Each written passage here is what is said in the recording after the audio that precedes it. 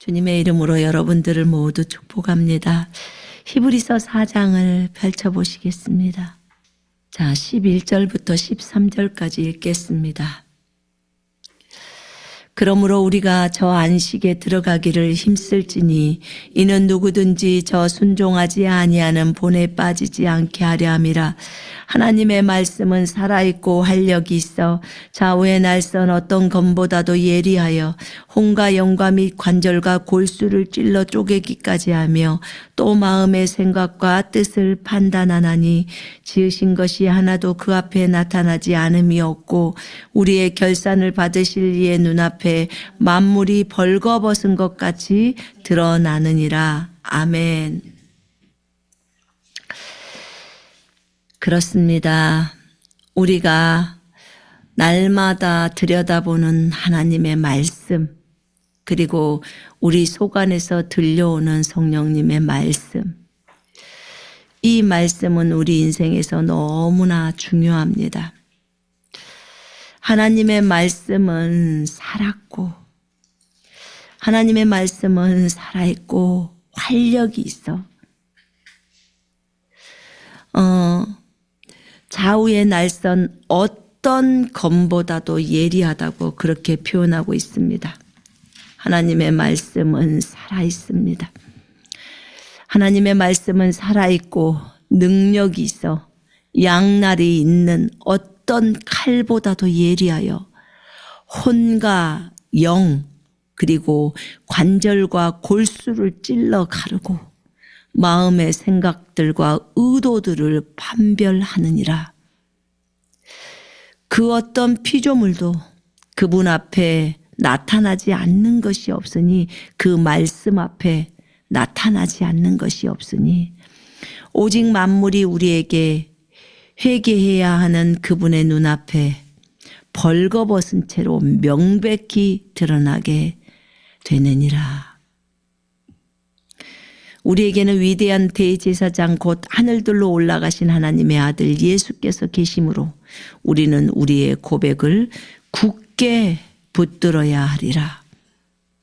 이는 우리의 대제사장은 우리의 연약함을 동정할 수 없는 분이 아니오 모든 점에서 우리와 마찬가지로 시험을 받으셨지만 죄는 없으신 분이기 때문이라.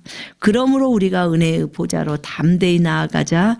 이는 우리가 자비를 얻고 필요한 때에 도우시는 은혜를 발견하기 위함이라. 아멘. 그러므로 우리가 그 안식에 들어가도록 힘써야 하리니 이는 아무도 똑같은 믿음 없음의 본에 빠지지 않게 하려 함이라. 아멘. 여러분, 하나님의 말씀은 살아있다고 합니다.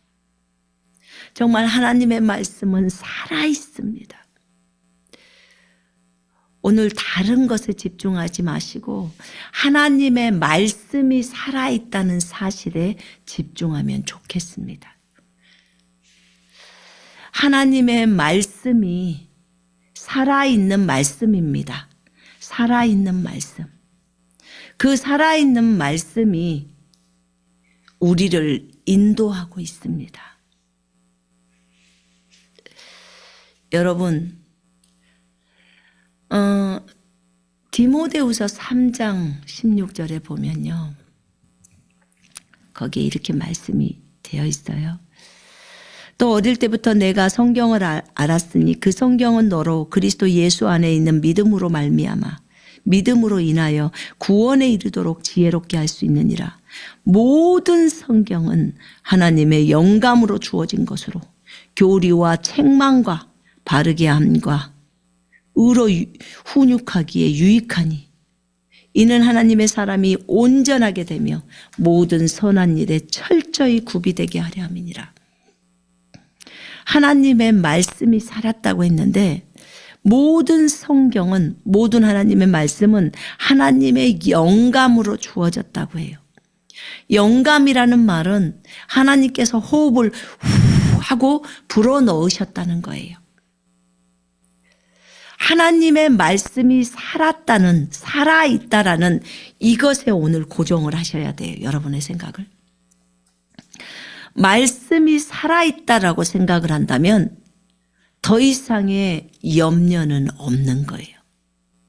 말씀이 살아있다는 사실을 내가 믿음으로 받아들인다면, 이 말씀을 받아들인다면, 그리고 내가 그 말씀이 살아있는 것처럼 행동을 한다면, 믿으니까 행동을 하겠죠.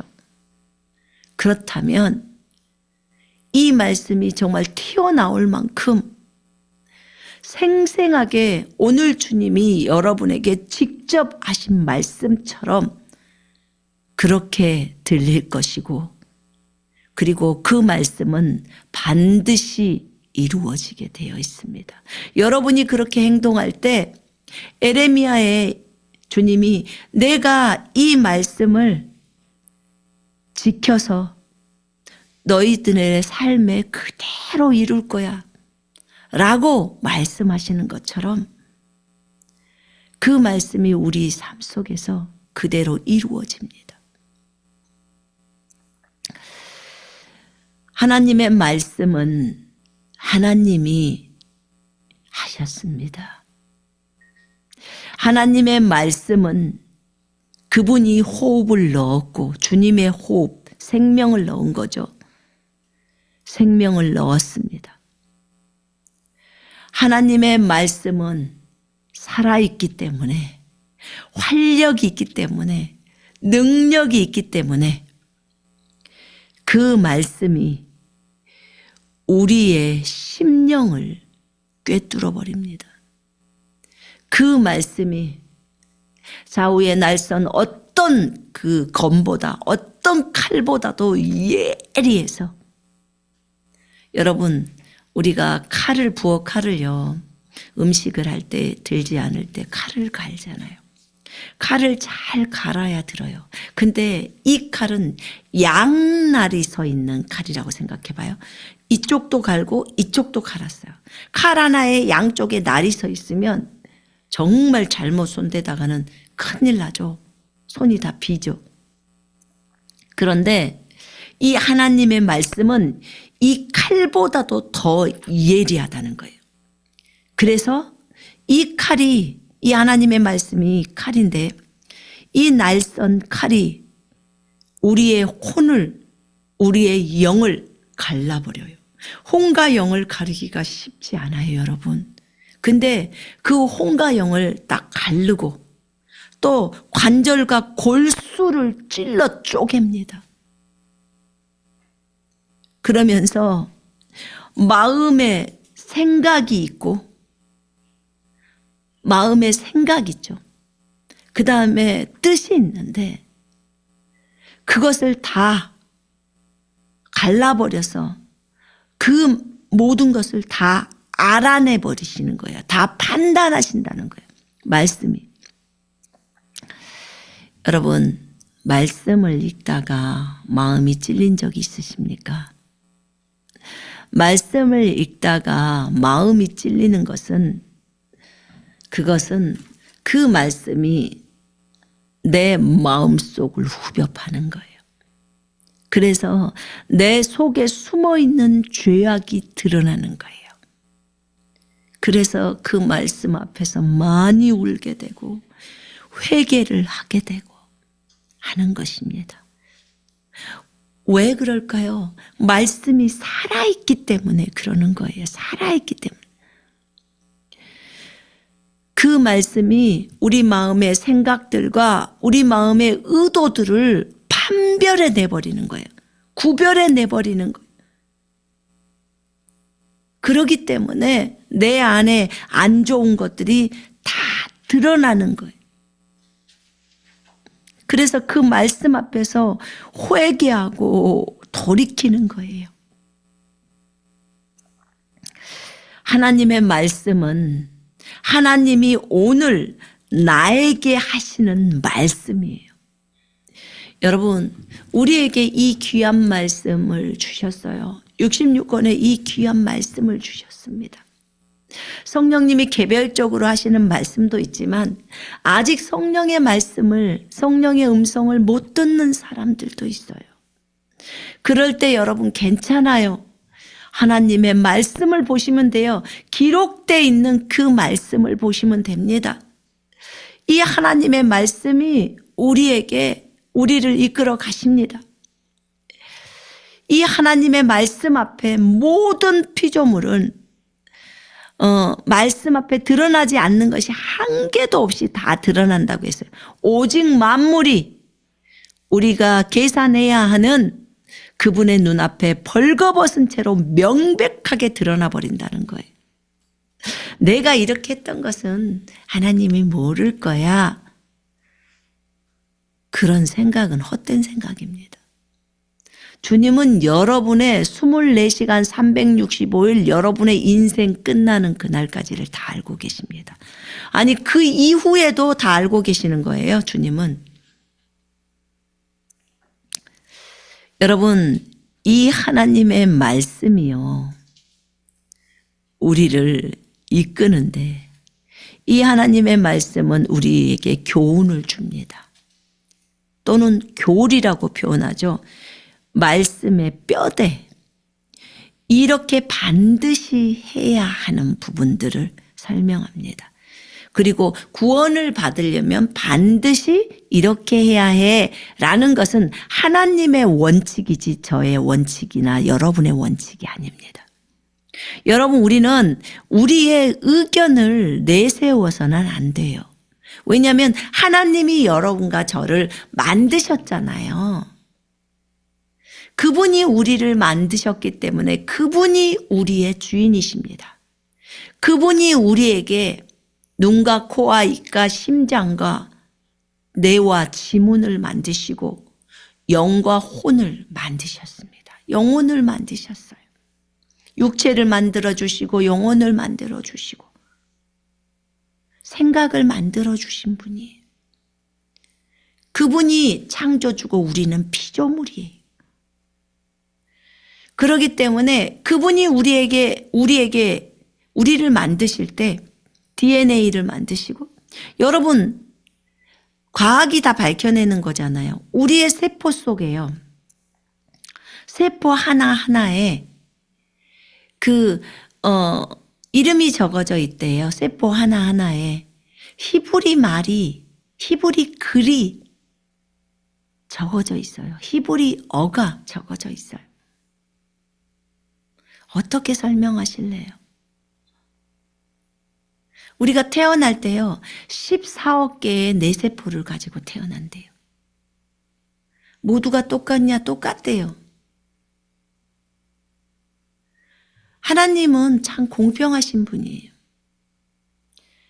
우리가 태어날 때 정말 우리를 14억 개의 뇌세포를 주어서 14억이라니까요. 우리가 얼마나 똑똑할 수 있는지 똑똑할 수 있도록 그렇게 해놓으셨어요. 그래서 우리 모두가 하나님의 그 위대한 걸작품이 되어 이 땅에서 삶을 살아갈 수 있도록 그렇게 하신 거예요. 그분은 창조주, 우리는 피조물. 그분께서 우리를 만드시고 또 우리에게 하나님의 말씀을 주셔서 이렇게 살아가거라.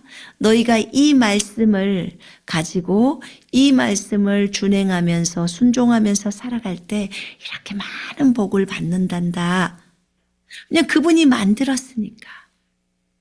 여러분 컵이라는 용도는요. 물을 마시거나 차를 마시거나 이런 용도로 쓰이잖아요. 그러면 너희는 이 땅에서 사람들을 위해서 이런 용도로 쓰임을 받고 또 그들을 기쁘게 해라 하는 걸로 주님이 만드시는 거예요. 그런 것처럼 하나님께서 우리를 이 땅에 만드셔서 이런 삶을 살아가라고 이 성경에 다 기록해 놓으셨어요. 우리는 그분이 만드신 범위 안에서 살아갑니다. 그분이 우리에게 생명과 호흡을 주셨습니다. 그리고 그분이 만드신 대로 우리는 또 자라갑니다. 이렇게 자라가면서 필요한 모든 것들은 성경에다 담아 놓으셨습니다. 하나님을 믿으면서 내가 너를 만든 창조주야, 그것을 알아라. 내가 너희를 독특하게 만들었어. 아주 독특하게 만들면서 내가 독특한 하나님이야. 그래서 다양하게 너희를 만들었단다. 그런데 너희들이 그 삶 안에서 이 땅에서 너희들이 요렇게 살아갈 때 너희들이 받을 수 있는 복에 대해서도 내가 다 설명해 놨어. 그래서 너희가 이 말씀을 따라서 살기를 바란다 라고 주님이 주셨어요. 모든 성경은 하나님의 영감으로 주어진 것으로 그 말씀 안에 교리가 있어요.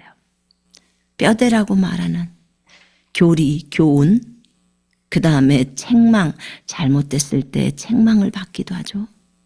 그 다음에 바로잡음, 잘못 가니까 이제 이렇게 가야 돼, 이렇게 가지 마라, 도둑질하지 마라, 그리고 바르게 정직하게 걸어가라. 내가 정직한 자의 장막은 번성하고 축복을 준단다.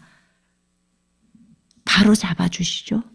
그 다음에 의를 따라서 걸어라. 거짓을 따라 걷지 마라. 다른 사람을 속이지 마라. 이렇게 의로 훈육하기에 유익하다는 거예요. 그러면서 이는 하나님의 사람이 온전하게 되며 우리 하나님의 사람이 온전하게 되는 그리스도의 장성한 분량이라고 말하는 하나님의 사람이 온전하게 되는 것이 성경에 있는 거예요. 이는 하나님의 사람이 온전하게 되며 모든 선한 일에 철저하게 준비되게 구비되게 하려 함이니라.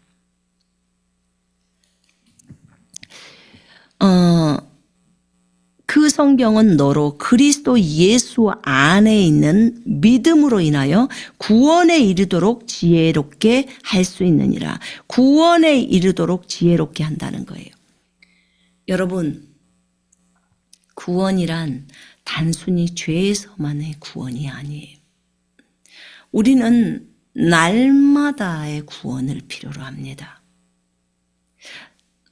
여러분, 질병이 왔을 때 질병에서 구원받아야 돼요. 그지요? 구원이라는 것은 건져낸다. 그 질병으로부터 건져낸다.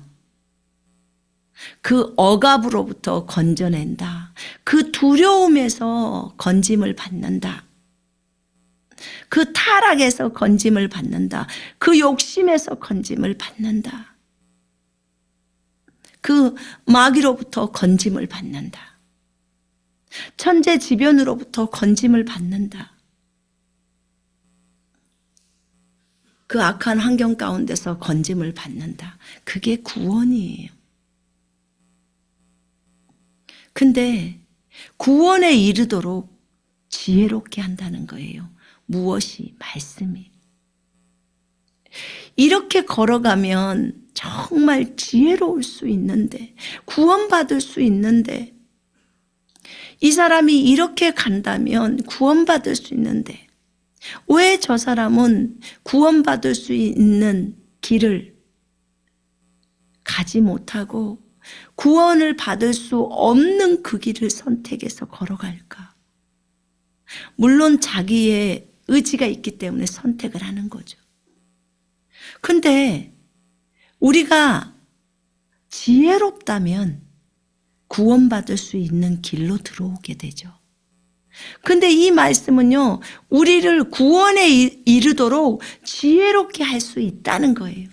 그래서 하나님의 말씀인 성경을 보게 되면 우리가 지혜로워지는 거예요.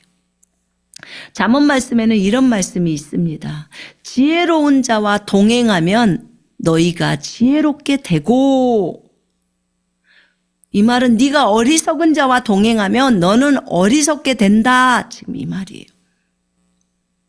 참 지혜는 성경에서 예수 그리스도를 아는 것이 지혜의 근본이라고 합니다. 지혜의 기초라고 해요. 예수 그리스도를 경외하는 것이 지혜라고 합니다. 예수 그리스도를 두려워하는 것이 지혜라고 합니다. 예수님을 두려워해야 해요. 그것이 지혜라고 합니다. 예수님을 공경하고 사랑하고 사랑해서 끝나면 안 돼요. 두려워하는 것까지가 들어가야 돼요. 그것이 성경에서는 지혜라고 표현합니다. 왜냐하면 두려워해야 악에서 떠나니까요. 그것이 또 명철입니다. 그것을 성경은 가르치고 있습니다. 여러분, 누군가가 나를 24시간 보고 있다고 생각한다면 도둑질이 해집니까? 못합니다. 누군가가 24시간 나를 보고 있다고 생각해요. 내 생각까지를 저분이 다 읽고 있다는 것을 안다면 내가 다른 사람을 비판하고 있기가 어렵습니다. 누군가를 미워하고 있기가 어려워요. 누군가가 내 24시간의 365일 인생의 감정을 모두 들여다보고 알고 계시다면, 보고 계시다면 함부로 누군가를 미워한다는 것 어렵습니다. 그렇게 생각을 안 하고 있기 때문에, 그렇게 받아들이지를 않고 있기 때문에 우리가 악한 생각들을 하게 되고 우리가 다른 사람들을 비판하고 하는 것입니다.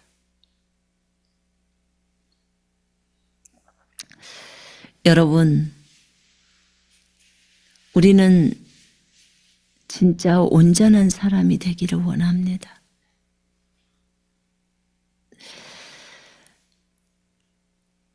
그리스도를 닮아가고 싶습니다. 온전한 사람이 되고 싶어서 그리스도를 닮아가고 싶을까요? 요 근래 저는 나 정말 온전한 사람이 되고 싶다, 이런 생각이 별로 없습니다. 그게 관심이 없어졌어요. 그냥 그리스도를 닮고 싶어요. 다른 어떤 목적이 있는 게 아니에요. 그냥 그분만을 사랑하고 그분을 닮고 싶고 그분처럼 걷고 싶고 그분처럼 살아가고 싶은 거예요. 답은 그냥이에요. 그냥 그분이 좋아서.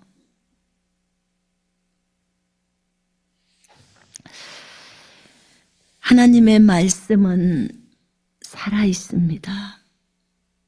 내가 얼만큼 하나님의 말씀을 살아있다고 생각하고 내가 얼만큼 하나님의 말씀을 살아있는 말씀으로 받아들이고 그 말씀에 따라 행동하는지, 그것이 너무나 중요한 거라고 생각이 들었습니다.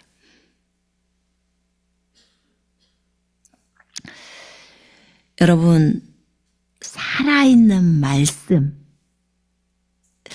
그 말씀이 살아있기 때문에 그 말씀이 사람을 살립니다. 시편 107편 20절에는 하나님께서 말씀을 보내셔서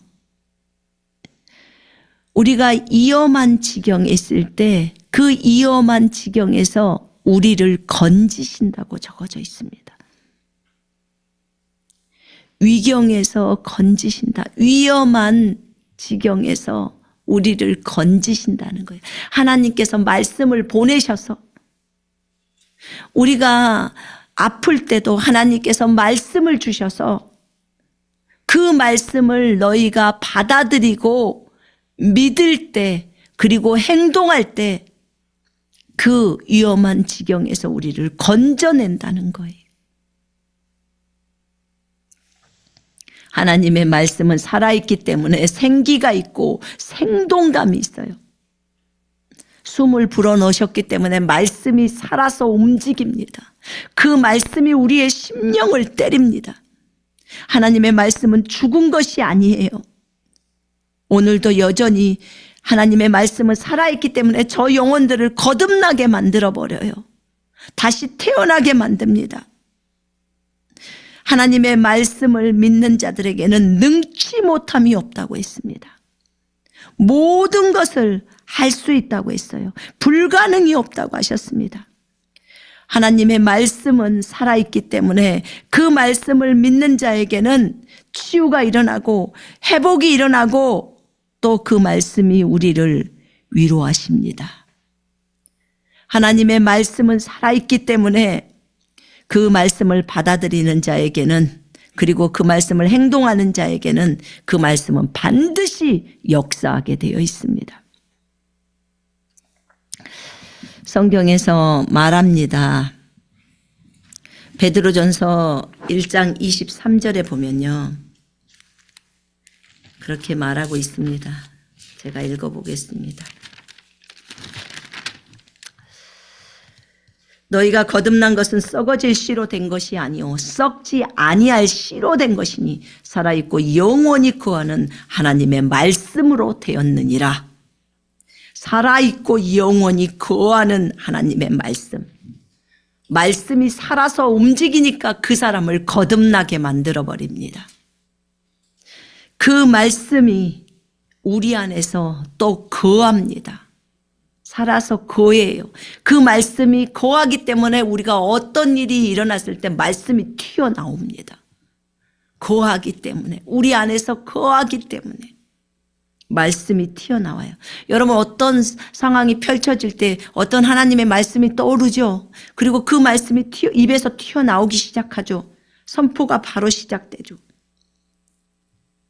하나님의 말씀으로 우리가 거듭난다는 것입니다. 살아있는 말씀, 영원히 거하는 하나님의 말씀으로 우리가 이렇게 살아가고 있습니다.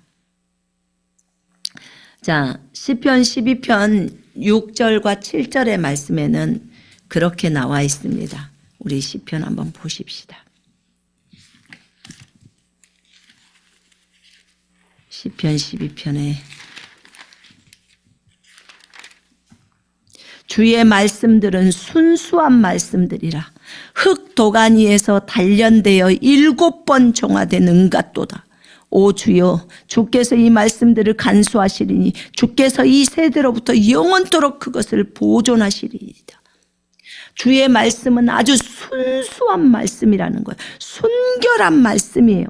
살아있는 말씀이고, 그 말씀이 흙 도가니에서 단련되어서 7번이나 정화가 된 은같이 아주 순수한 그 말씀이라는 거죠. 여러분, 금을 추출할 때요, 불을 통과합니다. 그러면 그 불 가운데서 불순물들은 다 제거가 돼버리고요, 오직 순수한 금, 순금만 남는 거예요. 그런 것처럼 은도 마찬가지예요.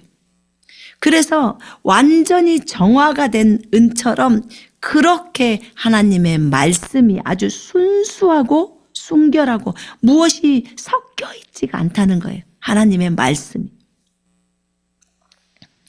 그래서 이 말씀을 주께서 간수를 하는데 영원토록 그 말씀을 보존하신다는 거예요. 영원토록 그렇게 표현합니다. 여러분, 잠언 말씀이에요. 잠언 30장 5절에 하나님의 모든 말씀은 순수하니 그는 자기를 신뢰하는 자들에게 방패시니라. 자, 하나님의 말씀은 너무나 순수해요. 순수하기 때문에 우리의 심령 속을 꿰뚫어 버리는 것입니다. 여러분, 금이요, 너무 순수할 때는요, 투명할 정도로 그렇대요. 그래서 천국의 길에는, 천국 길은 다 순금으로 되어 있다잖아요. 근데 너무 그것이 투명한 거예요. 그래서 속이 다 보이는 거예요. 여러분 너무 순수할 때요. 어떤 사람이 너무 순수하잖아요. 그러면 그 순수한 사람은 어떻게 될까요? 그 순수한 사람들은요. 하나님을 본다고 해요. 왜냐하면 너무너무 투명해요. 꿰뚫어 보는 거예요. 그 사람 속에 아무것도 불순물이 껴있지 않잖아요. 그럼 사람의 마음을 다 읽어버려요. 다른 사람의 마음을 다 알아버리는 거예요. 예수님은 순수하실까요? 아멘이에요. 그래서 다른 사람들의 생각을 다 읽어버려요. 읽어버려요. 그래서 성경은 우리에게 순수하라고 하는 거예요. 순결하라고. 순수한 자, 순결한 자. 하나님의 모든 말씀은 순수해요. 주님은 자기를 신뢰하는 자들에게 방패시라고 했어요. 자, 그럼 여기에서 우리가 살아있는 말씀이 그렇게 말하네요. 주님은 자신을 신뢰하는 자들에게 방패가 되신대요. 막아주신대요. 어떤 일들로부터, 어떤 적군의 공격, 화살로부터 전부 다 주님의 말씀이, 주님이 방패가 되시는 거예요. 어떤 사람에게, 주님을 신뢰하는 사람에게, 주님을 믿는 사람에게, 주님을 의지하는 자에게 주님은 방패가 되신대요. 이게 여러분이 살아있는 말씀으로 이 말씀을 받아들인다면 이 부분을 여러분은 평생에 여러분을 안전빵으로 늘 보호하는 방패를 여러분은 가지고 다니는 거예요. 이 말씀을 여러분이 진짜로 받아들이고 이 말씀대로 어떤 일들이 있고 무엇을 하도 항상 하나님을 신뢰하고 하나님을 의지했을 때, 하나님을 믿을 때 그분은 항상 방패예요. 말씀이 살아있기 때문에 이게 하나님이 우리에게 주시는 약속이에요. 너는 그분의 말씀에 더하지 마라. 그분이 너를 책망하실 감이며 네가 거짓말쟁이가 될 감이라. 말씀에 더하지 마. 말씀에 빼지 마. 말씀을 있는 그대로 보라는 거예요. 네 생각을 집어넣지 마. 말씀에 인간의 생각을 집어넣어서는 안 돼요. 순수하게 주님의 것만 말해야죠. 이렇게 하나님의 말씀이 순수해서 하나님의 말씀은 우리를 다 알아보죠. 그렇습니다. 여러분, 하나님의 말씀은 에레미야 말씀을 보니까 에레미야서에서 그렇게 말씀을 하더라고요. 내 말이 불같지 아니하냐. 바위를 쳐서 부스러뜨리는 방망이 같지 아니하냐. 주님의 말씀이 불같고 바위를 깨부시는 주님의 말씀인 바위를 깨부시는 방망이, 망치와 같다는 거예요. 그러니까 주님의 말씀을 들을 때 망치로 한 대 얻어맞아 버린 것 같이 꽝 하고 그런 마음이 드는 거예요. 내가 말씀으로 한 대 얻어맞아 버린 것 같고요. 그러면서 하나님 앞에서 회개가 일어나는 거예요. 말씀이 여호와의 말씀이니라. 내 말이 불같지 아니하냐. 바위를 쳐서 부스러뜨리는 방망이 같지 않냐. 이렇게 말씀합니다. 여러분, 성경이 그렇게 말하면 나는 그렇게 믿는 거예요. 성경이 A라고 말하면 나는 A라고 믿는 거예요. 그것으로 해결되는 거예요. 성경이 그렇게 말하면 나는 그렇게 믿어야 돼요. 하나님의 말씀을 그대로 받아들이고 말씀이 말한 대로 빛 가운데로 걸어가라는 거예요. 말씀이 말한 대로 그렇게 행동하라는 거예요. 그러면 문제는 해결된다는 거예요. 우리의 고백을 굳게 붙들자. 우리의 확신을 굳게 붙들자. 하나님의 말씀에 대한 확신이죠. 네가 고백하는 그 고백을 굳게 붙들어야 해. 히브리서 10장 23절이죠. 히브리서 4장에도 지금 말씀을 하고 있죠. 우리의 확신을 굳게 붙들고 우리의 고백을 굳게 붙들어야 하리라. 왜냐하면 우리의 대제사장은 우리를 모든 점에서 우리를 사랑하시고 우리의 연약함을 다 동정하시고 그리고 우리를 도우실 수 있는 분이시기 때문에 그래요. 여러분, 하나님의 말씀은 능력입니다. 하나님의 말씀은 강력함이에요. 하나님의 말씀은 살아서 움직이는 활력이에요. 그렇기 때문에 사람의 마음의 생각들을, 의도들을 다 판별해 내셔버리는 거예요. 사람의 마음의 의도, 사람의 마음의 동기를 정확하게 파악해내셔요. 우리가 아닌 것처럼 가장하고 위선을 떨지만 하나님의 말씀 앞에서는 숨길 수가 없어요. 그 속 안에 있는 깊은 동기가 다 드러나는 거예요. 어떤 사람과 얘기할 때 그 사람의 동기가 알아지는 거죠. 그러면 그만큼 투명해져 있다는 거예요.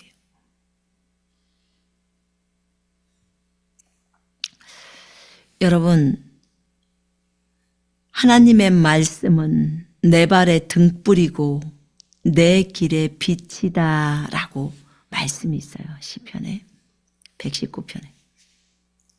그러면 주의 말씀이, 하나님의 말씀은 내 발의 등불이래요. 내가 걷는데 내 길에서 빛이라는 거예요. 그럼 하나님의 말씀이 얼마나 우리의 인생에서 중요합니까? 말씀이 인생 가운데서 없다면 나는 빛이 없어요. 등불 자체가 없어. 계속해서 깜깜한 길을 헤매면서 가는 거예요. 말씀이 없는 삶, 내가 말씀을 읽지 않고 말씀을 묵상하지 않고 말씀을 생각하지 않고 사는 삶은 내 인생에서 내 발에 등불이 없는 거예요. 어떤 빛도 없는 거예요. 그럼 나는 계속 헤매죠. 계속 어둡죠. 계속 인생이 안 좋을 수밖에 없어요. 주님이 그렇게 말씀하셨어요. 하나님의 말씀이 등불이야. 너희가 걸어가는데 계속해서 빛이 비치고 있어. 그게 말씀이란다. 왜냐? 태초에 말씀이 계시니라. 이 말씀이 하나님과 함께 계셨으니 이 말씀이 곧 하나님이셨느니라. 말씀이 곧 하나님이시라는 거예요. 그래서 말씀이 등불이라면 하나님이 등불이라는 거예요. 하나님이 빛이시라는 거예요. 말씀이 빛이다 그러면 하나님이 빛이시라는 거예요. 말씀이 곧 하나님이시라는 거죠. 여러분, 우리가 이것을 안다면 말씀을 우리 곁에서 떼면 안 되는 거예요. 또 보고 또 보고 또 보고 또 보고 와도 새롭지요. 하나님이 너를 위하여 그의 천사들을 명령하사 네 모든 길에서 너를 지키게 하심이라. 자, 이게 시편 91편의 말씀이에요. 시편 91편의 말씀. 자, 시편 91편에 이런 말씀이 되어져 있어요. 그렇다면 생각을 해보십시다. 한번. 우리가 어떤 일들이 있을 때 굉장히 불안해하고 두려워하고 안심이 안 되고 근심과 염려가 밀려옵니다. 그때 하나님의 말씀이, 이 말씀을 내가 살아있는 말씀으로, 주님이 오늘 나에게 직접 하신 말씀으로 받아들이는 거예요. 그러면 주님은 뭐라고 지금 하시냐면 시편 91편에서 11절에서 이는 그가 너에 대하여 자기 천사에게 명령하시어 너의 모든 길에서 너를 지키게 하실 것임이라. 아멘. 여러분, 주님이 천사에게 명령하셔서 여러분의 모든 길이에요. 여러분의 어떤 길이 아니라 여러분의 모든 길에서 여러분을 지키게 하신다는 거예요. 아멘.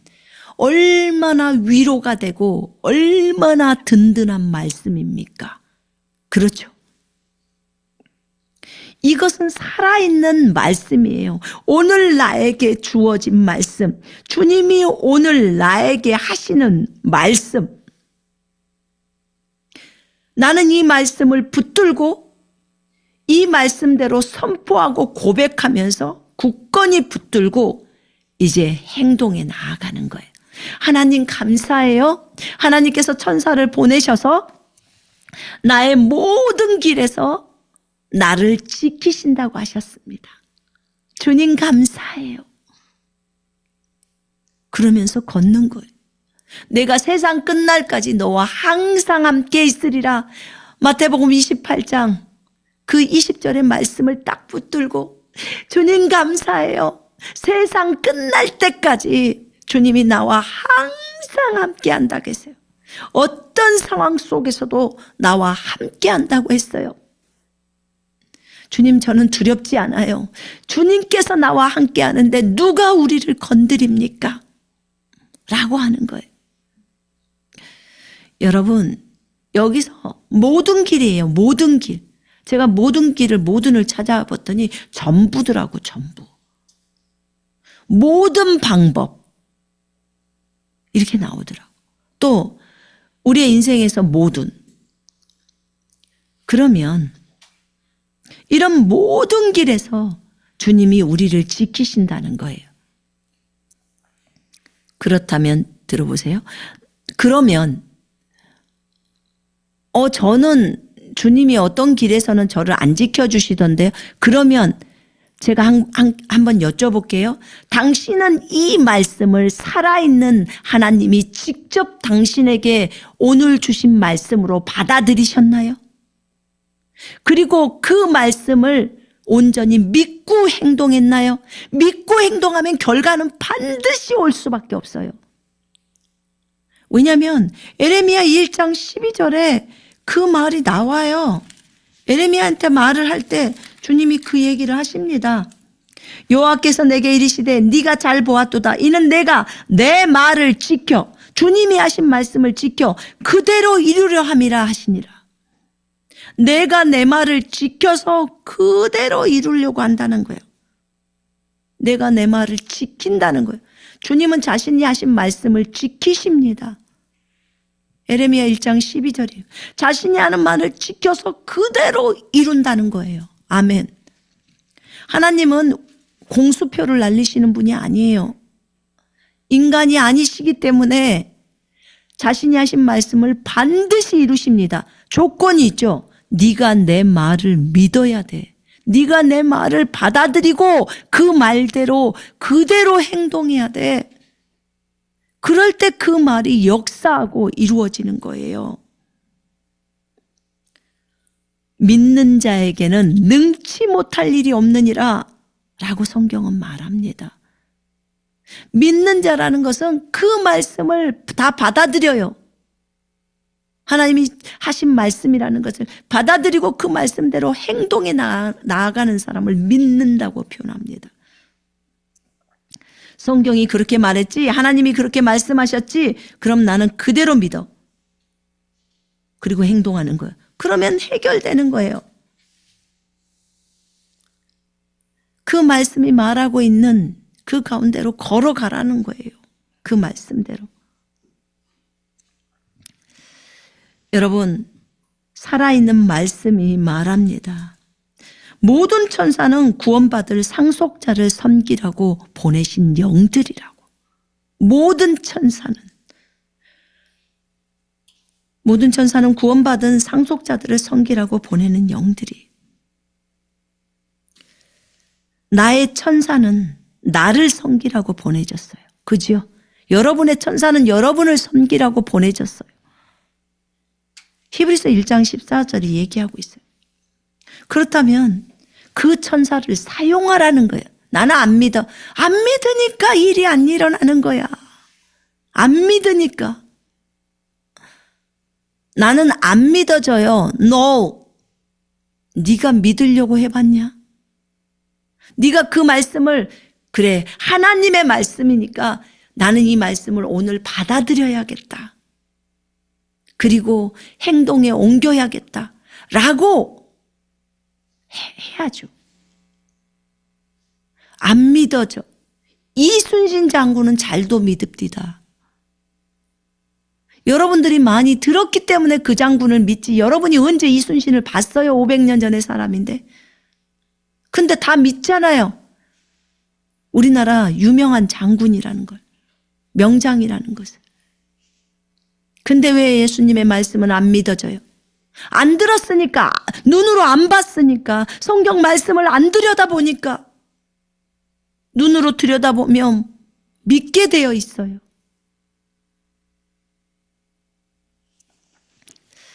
여러분, 여러분의 천사가 여러분을 섬기라고 보내졌다는 거예요. 히브리서 1장 14절이 그러잖아요. 우리는 구원받은 자예요. 우리를 섬기라고 천사가 보내진 거예요. 우리 모두는 천사들을 사용해야 돼요. 천사야 예수 그리스도 이름으로 명령하노니 이런 것 저런 것을 가져와라 라고 얘기를 해야 돼요. 넌 나를 돌볼지어다. 제가 차를 타고 가면서 항상 기도해요. 천사들은 차량 앞뒤를 보호할지어다. 천사 하나는 운전대를 붙들어라. 저희 남편이 운전하고 가죠. 운전대를 붙들어라. 그리고 천사 하나는 나가서 길 막힌 데를 빼라. 길이 막히지 않도록. 또 나머지는 나를 지켜야 하니까. 이렇게 하고 갑니다. 비행기를 탈 때 천사 셋 나가서 비행기 앞에, 중간, 그리고 꼬리를 붙들어라. 또 천사 한 명은 나가서 기장을 붙들어라. 잘 운전할 수 있도록. 또 한 명은 나가서 기류타지 않도록 그걸 없애라. 그러면서 저는 갑니다. 왜요? 히브리서 1장 14절을 믿는 거예요. 받아들이고 그 말씀을 내 삶에 적용하는 거예요. 그러니까 편하죠.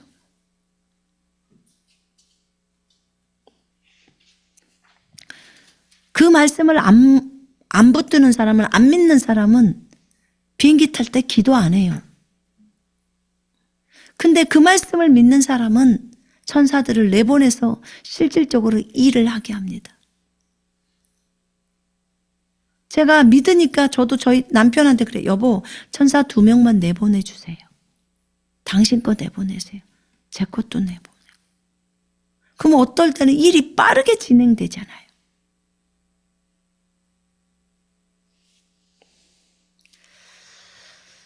이사야서 40장 31절에 주님께서 이렇게 말씀하시죠. 여러분 피곤하신 분들은 이 말씀을 많이 보셔야 돼요. 진짜 받아들이고 믿어야 돼요. 오직 여호와를 앙망하는 자는 새 힘을 얻으리니 독수리가 날개치며 올라간 같을 것이요 다른 박질하여도 곤비하지 아니하겠고 걸어가도 피곤하지 아니하리로다. 이렇게 말씀이 나와 있어요. 오직 여호와를 앙망하는 자. 오직 여호와를 앙망하는 자는 자기의 힘을 새롭게 하리니 힘이 막 새로워진다는 거예요. 독수리처럼 날개로 치솟을 것이요 그들이 달려도 피곤치 않으며 걸어가도 곤비치 아니하리라. 여러분 거기 보면요.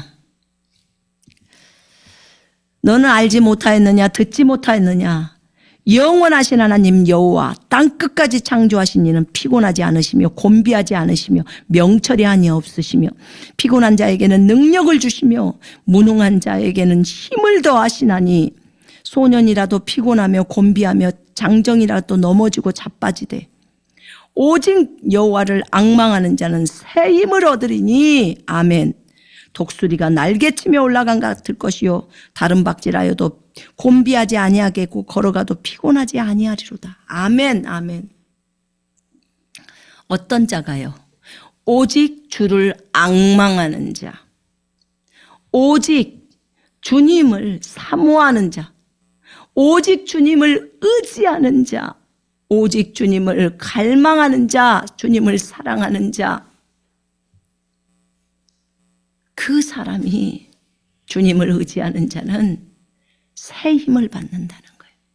자기의 힘이 새롭게 되어진다는 거예요. 주님 때문에. 그래서 독수리가 날개치며 치솟는 것처럼 그런 힘으로 간다는 거죠. 달려도 걸어도 피곤하지 않다는 거예요. 여호와를 앙망하는 자. 이 말씀을 딱 붙들어야 되겠죠. 이 말씀을 받아들이고 온전히 받아들이고 이 말씀대로 행동을 해야 되겠죠. 우리가 어느 때는 말씀을 받아들이는 정도가 아주 견고하지 못할 때가 있죠. 그럼 오늘부터 다시 하면 돼요. 우리의 시선을 주님께 고정하는 것이 앙망하는 거예요. 온 마음으로 하나님을 사모하죠. 여러분, 하나님의 살아있는 말씀이에요. 불같고 방망이 같은 하나님의 살아있는 말씀. 그 말씀이 우리의 삶을 변화시킵니다. 우리를 변화시켜요. 이 말씀이 하나님이에요. 살아있는 하나님. 여러분에게 오늘 주님이 주시는 이 말씀들이 정말 너무 많잖아요. 이 말씀들을 삶에 적용해요. 주님이 채찍에 맞음으로 너희가 나음을 얻었나니, 그분이 채찍에 맞았기 때문에 나음을 얻었다는 거예요. 그 말씀을 그대로 받아들이고 믿잖아요. 그리고 그렇게 행동하잖아요. 그러면 질병은 나가요. 떠날 수밖에 없습니다. 이게 믿음이에요. 나는 왜 안 되나요? 그거는 여러분이 그 말씀을 안 믿었기 때문에 그래요.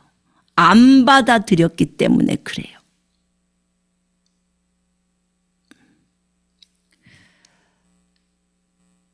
대부분의 하나님의 말씀 안에서 하나님이 말씀하시는 그 내용들은 그대로 진행돼요.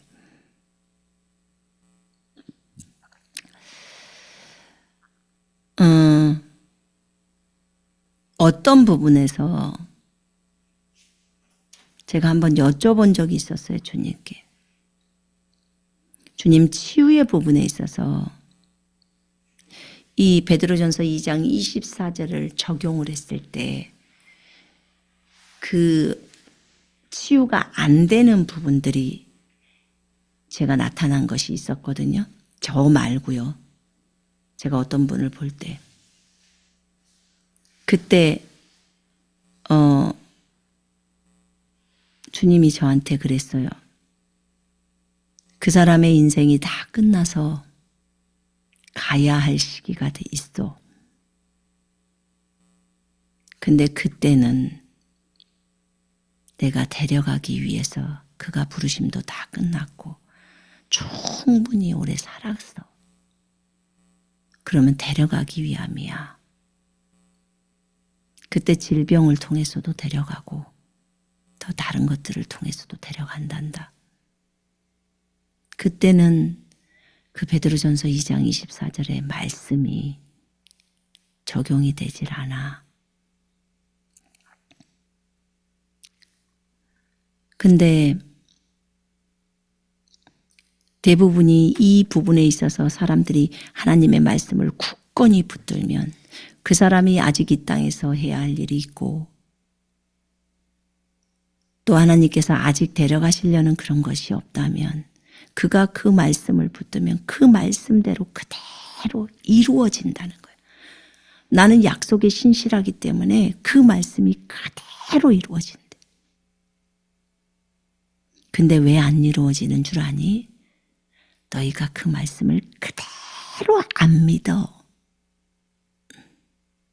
믿는 자에게는 능치 못함이 없다고 말을 했어.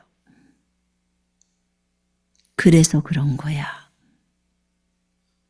어느 정도는 믿는 사람이 있는데 그 이상을 또 못 넘어와. 다니엘의 세 친구를 보라고 했어요, 그때. 다니엘의 세 친구는 그 죽으면 죽으리라고 각오를 따가면서 하나님께서 풀무불 속에서도 우리를 건져주실 것을 말씀했어요.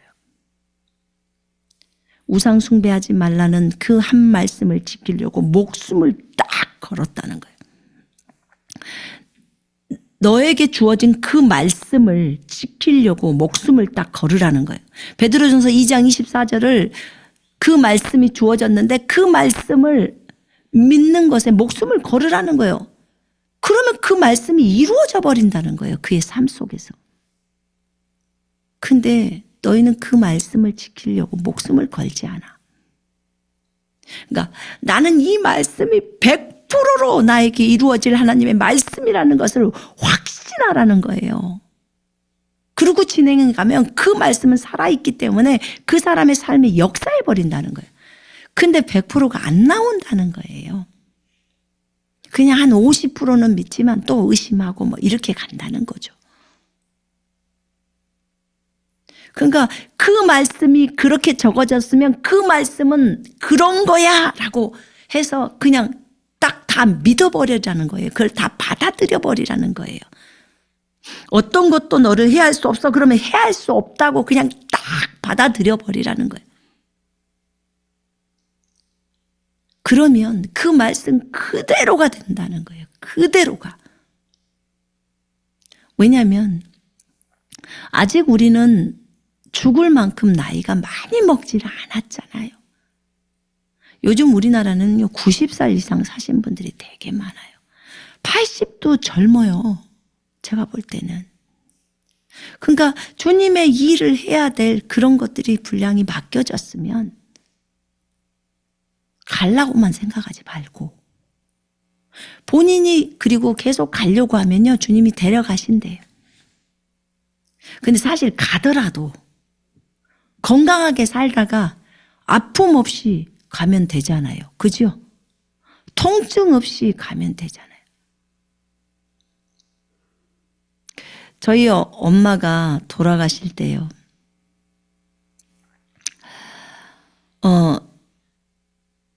제가 주님께 구했어요. 하나님, 이제 데려가실 시기가 됐다고 하셨으니까 그러면 제가 환송 예배를 드리고 또 그 전에도 하나님, 저희 엄마가 통증이 한 개도 없이 갈 수 있게 해주세요. 좀 통증 없이 계시다가 갈 수는 있잖아요. 주님 다 하실 수 있는데. 그렇게 주님께 구했어요. 그랬더니 정말 통증이 없이 편안하게 계시다가 가셨어요. 근데 통증이 있으면 참 가족들이 보기에 고통스럽잖아요. 그때 베드로전서 2장 24절의 말씀을 저는 적용했어요. 저희 엄마한테. 그러니까 데려가실 때 뭐 어떤 경우는 질병으로도 데려가시고 그러잖아요. 근데 그럴 때 왜냐면 엘리사도 죽을 병에 걸려 있다고 했잖아요. 죽을 병에 걸려 있어도 통증 없이 갈 수 있잖아요. 그래서 그 말씀을 적용했어요. 그러니까 그 말씀을 여러분도 적용해요. 부모님들한테 적용하고. 그리고 아직 우리들은 이 땅에서 해야 할 일이 많잖아요. 갈 생각하지 말고 하나님 말씀 붙들면서 살 생각을 해야죠. 베드로전서 2장 24절의 말씀을 붙들고 살 생각을 해야죠. 그래서 이 땅에서 일을 해야죠. 여러분, 하나님의 말씀을 붙드십시다. 살아있는 하나님의 말씀을 붙드십시다. 아멘.